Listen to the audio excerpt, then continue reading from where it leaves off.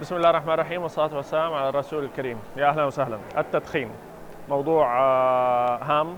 ما حتكلم اليوم عن أضراره، كل الناس تتكلم عن أضراره. سأعطي فقط خماسية تساعد على الإقلاع عن التدخين. شاركنا، قول كلمة حق، قول للدخان لا. أولا طبعا التدخين الإقلاع عنه ممكن. أنا كنت أدخن 13 سنة من حياتي، والحمد لله في مارس عام 2000 أقلعت. فأنا اليوم أحتفل بالإقلاع لمدة 12 سنة عن التدخين. فالتدخين الإقلاع عنه ممكن بالعزيمة، وأحديكم بعض الآليات التي ساعدتني أنا عن للإقلاع. أولاً تحديد تاريخ. إذا أردت أن تقلع عن أي شيء دائماً حط هدف. الهدف بدون تاريخ يعتبر حلم، فبالتالي ضع تاريخ، اكتبه على ورقة، واكتب الورقة في مكان يراه أقربائك وأهلك، وأعلن للناس هذا التاريخ ولأصدقائك. قل لهم أنه أنا في اليوم الفلاني قررت أن أقلع عن التدخين. الأمر الثاني، اقرأ كتاب يساعدك على الإقلاع عن هذه العادة. إما كتاب متخصص في التدخين والإقلاع عنه، أو كتاب عن التحكم في الذات بشكل عام والإقلاع عن العادات بشكل عام، حتى لو ما كان عن التدخين تحديدا. الكتاب اللي أثر فيه شخصيا وساعدني مباشرة على الإقلاع عن التدخين كتاب Awaken the Giant Within لأنتوني روبنز. كتاب مترجم اسمه أيقظ قواك الخفية. دائما أذكر اسم الكتاب بعد ما قرأته. هو لا يتحدث عن التدخين تحديدا، ولكن يتحدث عن كيف تقدر تتحكم في نفسك بشكل عام. والكتاب بعد ما يعني قرأته، حتى في نص قراءته قبل ما أخلصه، الحمد لله كنت أقلعت عن التدخين بفضل من الله سبحانه وتعالى. الأمر الثالث، حاول الابتعاد لمدة شهر على الأقل عن الجو اللي كان يخليك تدخن.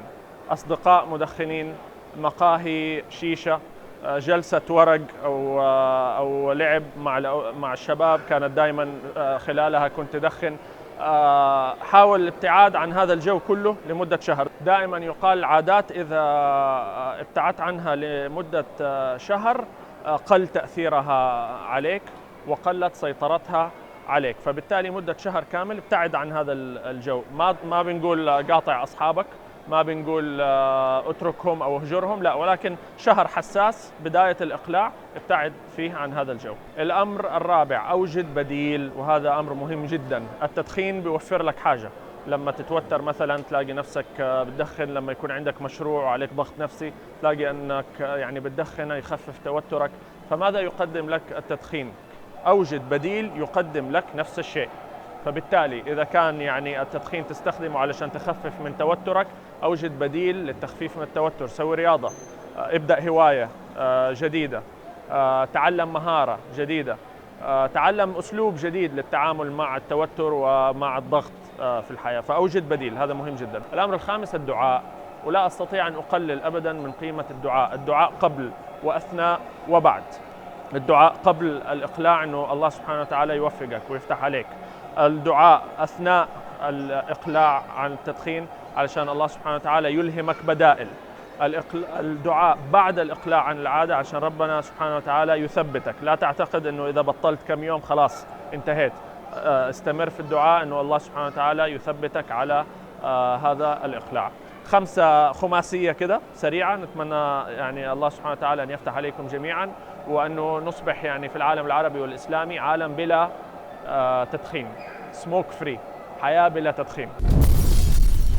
شاركنا، قول كلمة حق، قول للدخان لا. فريق حياة بلا تدخين، دعوة أنه الله سبحانه وتعالى يثبتكم ويؤجركم، وأرجوكم استمروا في هذا المشروع الممتاز والرائع. التدخين أثره سلبي ماديا وصحيا. أنا عن نفسي ما أتخيل اليوم كيف حيكون شكلي أمامكم، وكيف حتكون صحتي، وكيف حيكون حياتي بشكل عام إذا من عام 2000 إلى اليوم 12 سنة اللي مضت ما كنت دخنت فيها.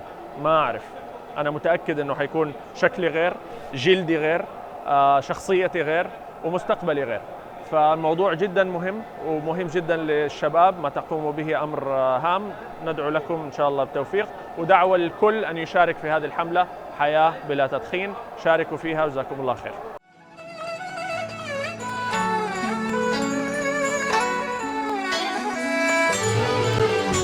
الحكمة ضالة المؤمن، وبنو الإسلام بها أولى.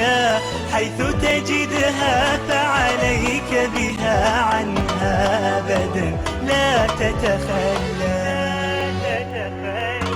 في القلب خواطر عن في واقعها قيم مثلى، في القلب خواطر عن مثل بحضارة